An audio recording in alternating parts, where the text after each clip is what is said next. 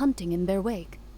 A trap comprises of the following components: bait, a trigger, and a containment device. Sometimes a lethal implement will also be necessary to deal with the prey. So, if we were to build a trap together, right now, what would you choose to build it with? For me, I would prefer something basket-shaped. Pigeons and rabbits will see the bait and naturally enter the snare. Our line of work requires a deft hand, and we're some of the best in the industry, so you can count on our techniques. You used some of those techniques while moving the people of Poisson, didn't you? My subordinates mentioned that you even performed some magic for the bawling children. Yes, and I even managed to gather some intelligence in the meantime. I'm quite the multitasker if I do say so myself. I'm afraid I can't claim that as my strong suit. I prefer more stable methods, like placing bait in the water and waiting for the fish to come within reach. That's the kind of method I would count on. Calm and steady. Exactly the kind of person who would catch loads of fish. And I can be their assistant. With discretion, I'm sure. I'd probably use some sort of mechanical animal. Papa once bought me some small clockwork squirrels, mice, and such. When placed in the forest, they can attract others of their kind. I remember that you liked those too, didn't you? I did. And that would be a good way to go about it. If they're realistic enough, animals of the same kind will follow them all the way to the trap. What about you, Monsieur Neuvillette?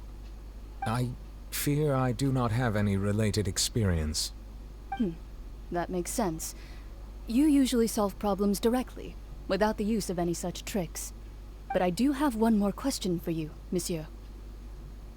If we were to create a trap now, how would you design it? I would like for it to be effective, but bring no harm to the prey. A more gentle trap would be ideal. Kind, as always. However, our intention doesn't necessarily change the containment device and the type of implement we need. If we wanted to kill the prey in one strike, we would need a powerful implement. However, that also goes for prey that must be captured and safely contained. Wait, why's that? Only a hunter who's a true expert at subduing their prey can snare it without harming it. The line that divides life and death is often exceedingly thin. So, are we going hunting together? Huh. We hadn't thought of seeing ourselves as hunters. It kinda works, but maybe it's still not the best metaphor. If our means of capturing and dealing with our prey is to put them on trial, then the hunting metaphor is actually quite accurate. But we shall require much more courage than any hunter to judge a god, a being whose seat is an exalted throne.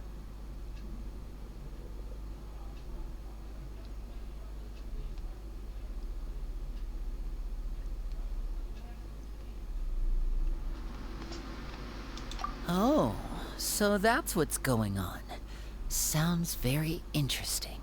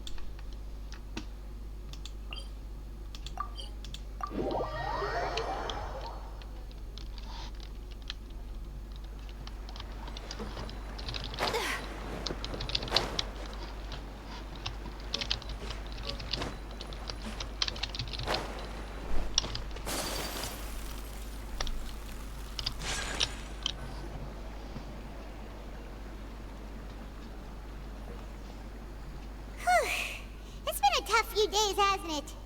So much has been happening.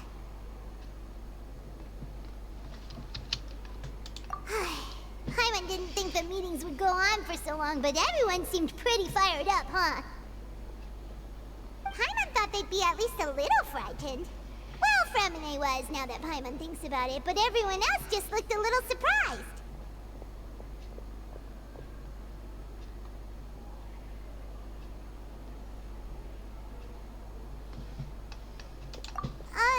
Well... It's hard to say. Paimon doesn't have any experience with this sort of thing. But with you around, Paimon sure will do great. After all, you're the most reliable person in the world, aren't you? Huh?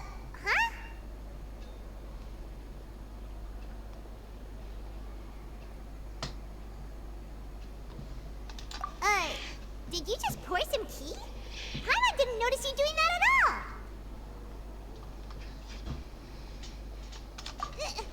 Then what's that? Paimon's never seen that cup before. Don't be frightened. I'm just joining you two for tea. I merely refrained from saying anything till now. After the voice. Who's that voice? But there's no one here. That's kinda impossible. Aw, Do have you not know the forgotten me voice. already? Wait, you are familiar. You're the voice we heard from the sky in Sumeru. Huh? The voice from the sky, I fear that description is wrong. Though, not completely wrong. You're feeling lost now, just as you were feeling previously. I sensed that confusion and thus came to you. Guiding people is an irresistible hobby of mine, after all. Seems like Miko, but it's not. I know her voice. Consider me a passerby, just accepting a commission from my friend's disciple on a whim.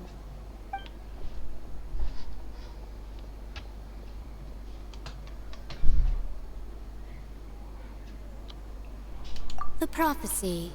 Yes, what has been prophesied will be fulfilled. You may view such things as the history of the future. What? Then is there any way we can stop it? I believe you have witnessed a failed attempt with your own eyes. Can everything in Teyvat so easily be changed?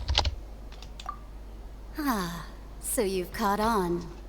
Just as prophecies are usually only the future as seen from the perspectives of the gods, could things be happening in hidden corners where the gods' gaze does not fall?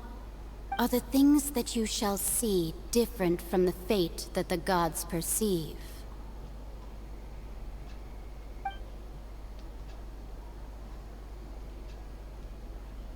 What is she talking about?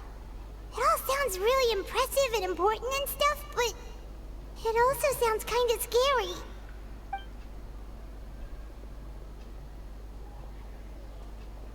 I believe that you understand, right? Some things are insignificant, but others you must reach out to change.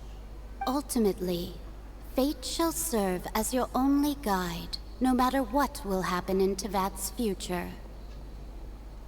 All you need to do is to play your part. This was good tea, by the way. Thank you for your hospitality.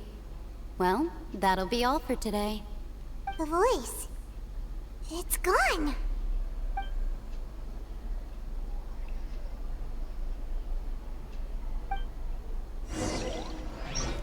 What?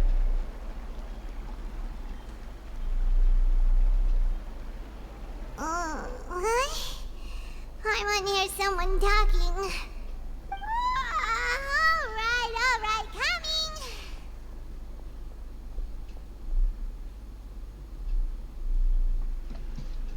Hey, it's you who's getting lazy, okay? Well, I see I've walked in on some lively banter. Luna!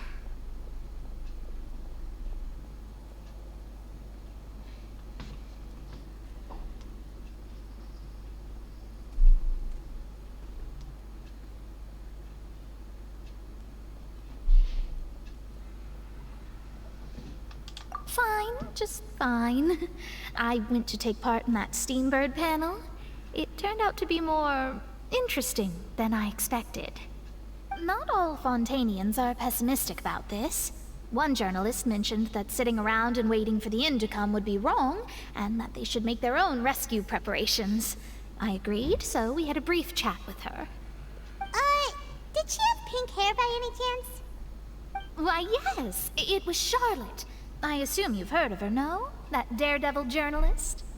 I'm in full support of her view. Prophecies are very important, but how can people allow their lives to be commandeered by just a few words? That's right! Paimon's glad to hear something sensible for once. Ah, yes. About what we had discussed before. I did try, but I'm afraid I couldn't reach the old hag. I'll try again tonight, but I wouldn't get your hopes up. Huh?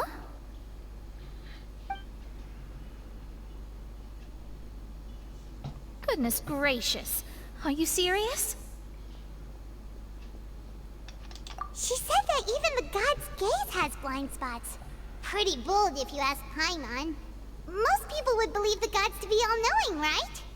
The Hexen Circle members are certainly anything but ordinary. As for the mage named N, the old hag has mentioned her a few times. She said that N's sense of direction is incredible, and that she loves guiding those who are lost. But I've never met her, and if she were still alive, she'd be... well, suffice it to say that the hag's at least a few hundred now, and N's been around for longer than that. Whoa. The Hexen Circle sounds like a scary group. But they must really stay in shape to live so long.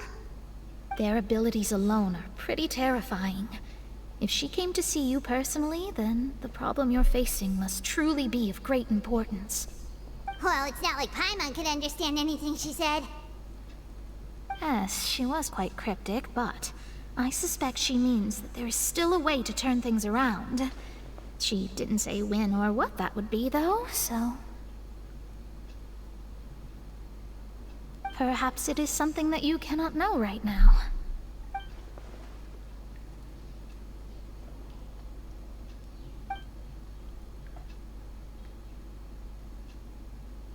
Traveler, Paimon, are you two all right?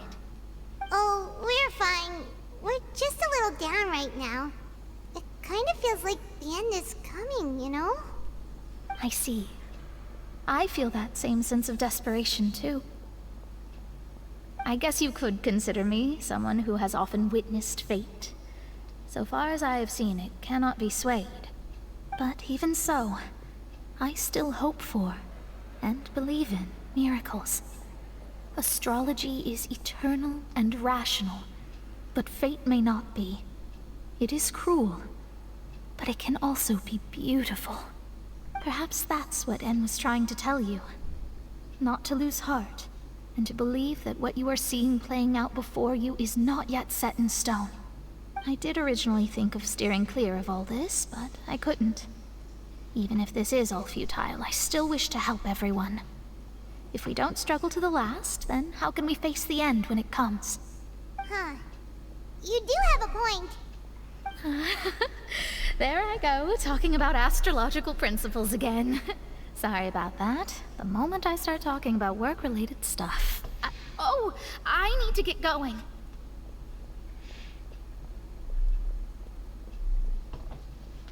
It was worth trying to comfort you, even if only a little. I believe that you'll help those who are struggling in the same way I did. I suppose that might be why we always seem to meet by coincidence. Paimon feels kind of moved by what Mona said. But also kind of sad, too. Hey, Traveler. Paimon suddenly feels like going outside for a walk. Let's go. Let's walk around the city, shall we? There's a few spots we always like to walk by.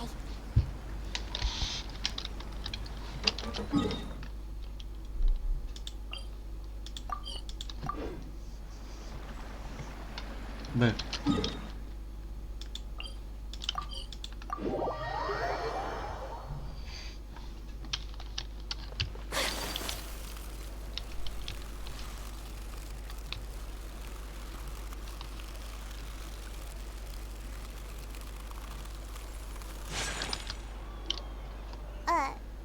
Huh? Our names names are written in this newspaper. What's going on? Let Paimon see! The underwater stronghold, the Fortress of Meripede, has continued in its noble autonomy, but that does not mean that others cannot interact with it.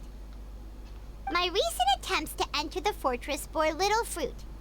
Huh. Guess Charlotte still hasn't given up on that. Thus, did an Outlander friend become the focus of this report? A blonde adventurer with their white fairy, legends trailing in their wake. It is said that this mysterious traveler once visited the underwater fortress. So while the fortress's interior remains a mystery behind closed doors, do not fear, for the tales of the traveler contain surprises in spades. Journalist Charlotte's biggest scoop yet, the Traveler's Trail, World Walker. Huh. Charlotte took so many awesome photos of us and we never even noticed her. She hasn't been able to get a hold of anything at the fortress, so since we're easier to find, she's using us as the subject matter instead? Ugh, seriously? Well, fine. Those headlines and photos do look cool, so Paimon will forgive her this time.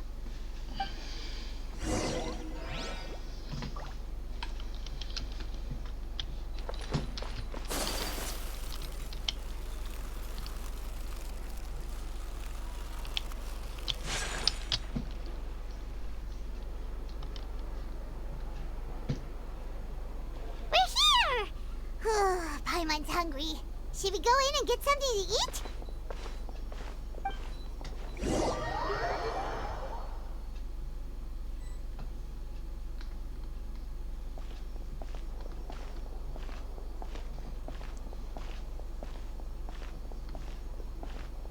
Hey, quick! Look!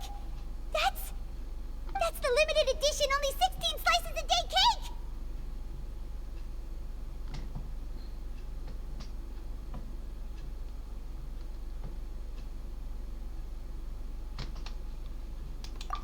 So delicious the last time we tried it! Despite the tense situation we were in, let's give it another go. I'm sure it'll be great! 1 slice of cake, please. Someone showed up after all! Oh, wait, you're the one from the Palais Mermonia.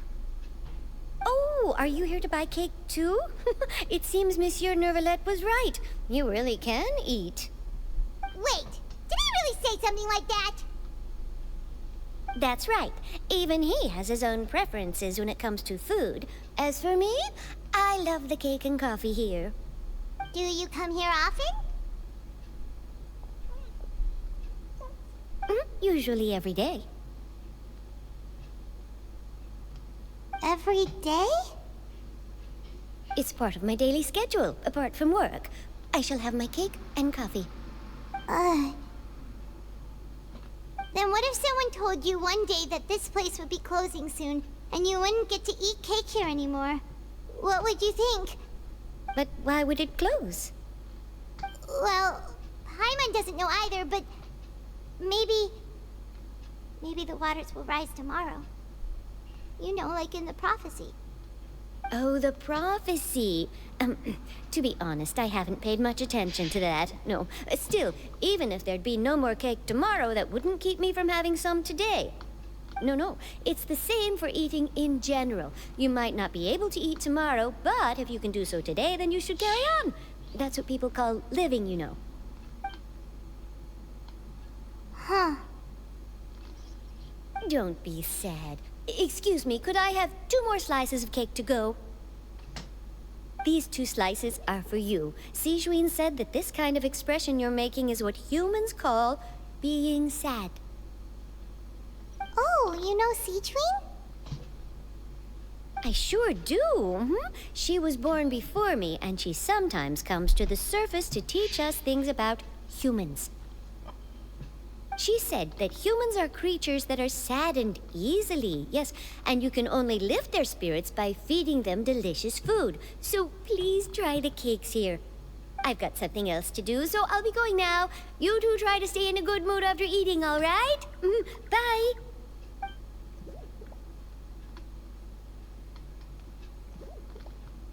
And there she goes. Alright, let's dig in. I'm unsure this cake will be delicious.